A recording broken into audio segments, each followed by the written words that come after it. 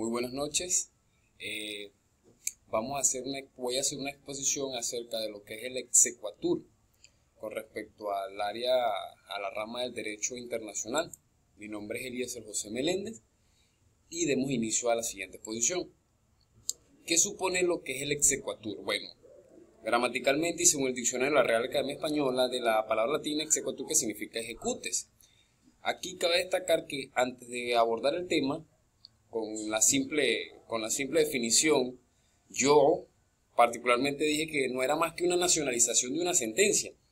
Y pues leyendo más efectivamente, y por eso lo recalco, coloqué aquí lo que dice Shoabenda con respecto a lo que es el exequatur, que mediante este procedimiento la sentencia extranjera se nacionaliza. No podrá ser objeto de exequatur las decisiones dictadas por organismos que no son órganos jurisdiccionales de alguna soberanía. En esto tiene mucha razón, porque si bien es cierto, el exequatur no es la nacionalización de una sentencia, es el procedimiento tal como lo especifica Shoabenda. Y según el diccionario establece que el ejecute es el conjunto de reglas conforme a las cuales el ordenamiento jurídico de un estado verifica si una sentencia judicial emanada de un tribunal de otro estado, suponiendo una sentencia de un tribunal colombiano, reúne los requisitos que permitan el reconocimiento y su homologación aquí. Es decir, que se puede ejecutar y que tenga efecto de cosa juzgada. Con respecto a lo que es la importancia, establece en la doctrina que el método del exequatur es de gran importancia, ya que permite a los estados que la aplican el poder tener una esfera más amplia en cuanto a las aplicaciones de su ley. Si bien es cierto, sí. ¿Por qué? Porque recordemos que un estado puede tener sus nacionales, puede tener extranjeros con algunos tipos de visa. Entonces, ¿qué sucede? Que esas personas invierten en otro estado. Esas personas también se casan en otro estado. Esas personas son poseedoras de derecho en otro estado, muchas veces sin ni siquiera ser nacionales, simplemente con una visa, bien sea de estadía, de turismo, de X razones, porque tenemos el caso muy común de una persona que le da una visa de turismo y resulta que un hijo les nace en otro estado. Es por esto que tiene gran importancia que el alcance de la ley, bien sea de territorio extranjero, tenga alcance al territorio ajeno. Supongamos en este caso una ley colombiana tenga alcance a una ley venezolana, a territorio venezolano. Más sin embargo puede suceder de forma diversa. Puede existir que una ley venezolana tenga alcance en territorio extranjero.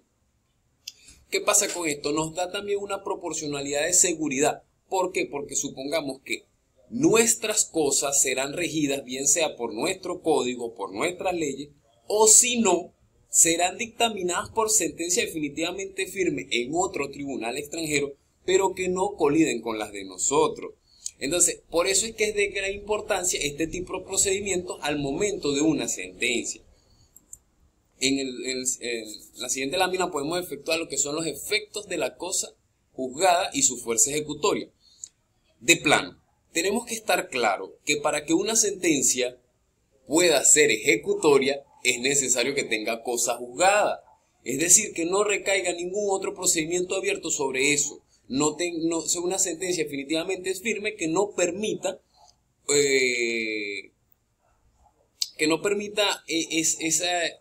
esa oportunidad de reapertura de ese procedimiento. Entonces, tenemos que cuando un estado reconoce los fallos o sentencias dictadas en otro estado, se logra la universalidad de los efectos de la cosa juzgada. Es decir, se logra que la sentencia traspase las fronteras del estado en donde fueron dictadas y se reconozca la eficacia de la misma. Cuando hablamos de la eficacia es que la sentencia esté apegada a la ley, a la misma en el extranjero. Cabe destacar que el estado receptor puede asumir diferentes actitudes en la eficacia de dicho fallo. Una de las razones que favorece la eficacia extraterritorial de la sentencia se centra en que si los tribunales de un estado admiten la aplicación de un derecho extranjero, no debería oponerse el reconocimiento de la sentencia dictada fuera de los límites del estado receptor. En conclusión, la eficacia es la sentencia se ve reflejada cuando se ejecutada satisfactoriamente tanto en el territorio nacional como en el extranjero, y el procedimiento para reconocer dicha sentencia es el exequatur. No tenemos más nada que decir. Son requisitos fundamentales de un exequatur, de un procedimiento de reconocimiento de sentencia extranjera, que es lo que definimos como exequatur o es sinónimo de exequatur. Es necesario o como requisito sine qua non que exista cosa juzgada. Con respecto a los sistemas que regulan el exequatur, tenemos el sistema de inejecución absoluta, ejecución plena sin exequatur pero previo cumplimiento de requisitos formales y ejecución automática. En el sistema de inejecución absoluta de plano podemos saber que es un sistema donde no establecen dicho reconocimiento de la sentencia judicial extranjera, es decir, que dicha sentencia no produce efecto de cosa juzgada y por ende no puede ser ejecutada. Cuando el individuo favorecido en la sentencia extranjera quiera reclamar sus derechos favorecidos en el exterior, tendrá que ser promovido dentro de la jurisdicción interna como un nuevo juicio, es decir, le servirá como prueba, mas sin embargo tiene que empezar el mismo procedimiento, pero en el nuevo territorio donde quiere que se le sea reconocido. Este sistema fue adoptado por Holanda, Bélgica y por los países anglosajones. Con respecto al otro sistema, es la ejecución plena sin exequatur, pero previo cumplimiento de requisitos formales. Nuevamente podemos ejecutar lo siguiente, que aquí se ejecutará, pero sin el exequatur, o sea, sin el procedimiento, siempre y cuando cumpla con los requisitos formales. En este caso, la sentencia extranjera produce efecto sin que sea necesario un nuevo procedimiento previo de exequatur. Esto siempre que dicho fallo cumpla con ciertos requisitos formales. Esta eficacia se conserva aún cuando los órganos jurisdiccionales nacionales en un proceso distinto de aquel a cual se invoque la sentencia, que tenga que determinar la misma, cumple con las exigencias de la nación. Es decir, todos aquellos requisitos fundamentales para que lo que en este territorio es ley, pero si la sentencia trae los requisitos y cumple con los requisitos para que nosotros determinemos que eso debe ser así según nuestro compendio de leyes, pues no hace falta exequatur. ¿Por qué? Porque ya tiene los requisitos formales, por lo tanto le dan la validez necesaria para que tenga eficacia. Pues ya se conserva independiente de aquel otro proceso. Alemania adoptó este sistema. Y lo último, la ejecución automática. Este sistema señala que la sentencia extranjera toma plena eficacia sin el seguimiento del procedimiento del órgano jurisdiccional. Es decir, una vez dictado el fallo no necesita el exequatur para gozar de eficacia. La sentencia extranjera es íntegra sin importar que ésta cumpla con los requisitos o no. Mayormente este tipo de ejecución automática la vemos en países que gozan de acuerdos y es por esto que se cumplen sus decisiones jurídicas con respecto a un tribunal o lo que pueda decidir dictaminar un juez. El exequatur en Venezuela. La sentencia extranjera puede tener efecto extraterritorial de ejecución o cosa juzgada, siempre que exista la garantía de reciprocidad. Es decir, que vaya y que venga y que las leyes sean comunes, legislativas o diplomáticas. Cuando hablamos de legislativas es que las leyes sean parecidas, sean similares, y cuando hablamos de diplomáticas es que existan aquel tipo de tratados internacionales o acuerdos que han establecido ambos gobiernos con respecto a leyes y dan ese pronunciamiento. De igual índole serían aceptados e idéntico término el país de origen de la sentencia. En el caso actual que nos ocupa, ella puede tener la consecuencia de permitir el efecto extraterritorial de la sentencia extranjera cuando recíprocamente esté garantizada legislativa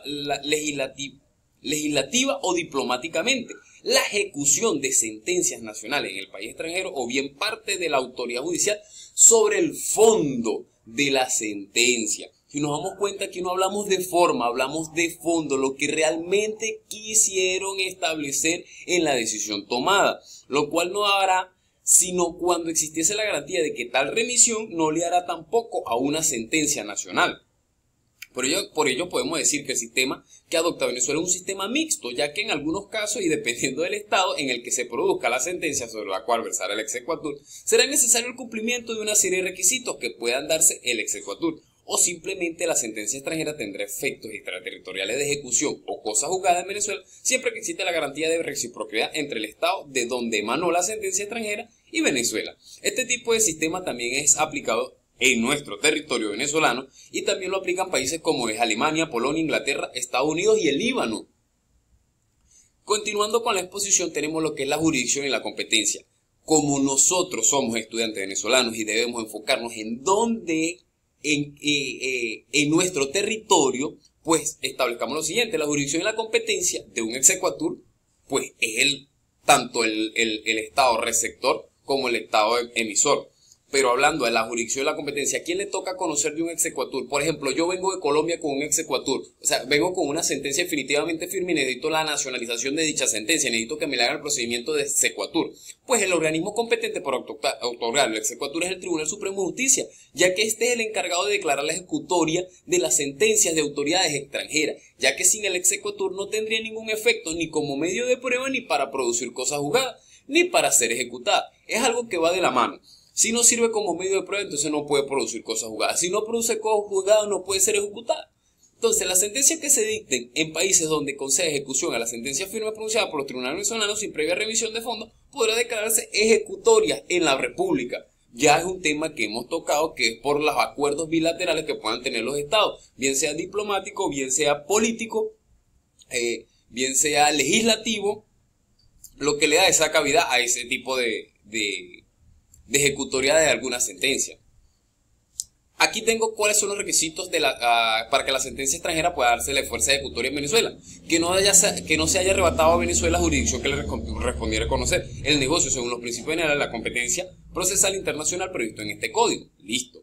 Que tenga fuerza de cosa juzgada de acuerdo con la ley del estado en el cual ha sido pronunciada. Por supuesto, porque si no tiene cosa juzgada, entonces yo no puedo darle ejecutoriada a esa sentencia, porque resulta que en el territorio extranjero donde fue declarada todavía continúa un proceso que puede ser reabierto, que haya sido dictada en materia civil o mercantil o en general, o en materias de relaciones jurídicas privadas. Es necesario que sea privada o civil o mercantil.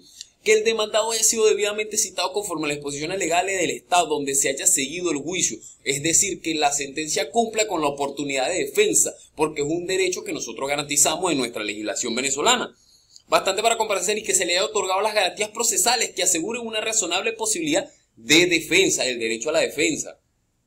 Que no choque contra sentencias firmes dictadas en los tribunales venezolanos. Obvio, pues si no estaríamos ante una colisión normativa a nivel de sentencia. Es decir, estaríamos erradicando lo que es el control difuso y el control concentrado que existe en nuestra nación.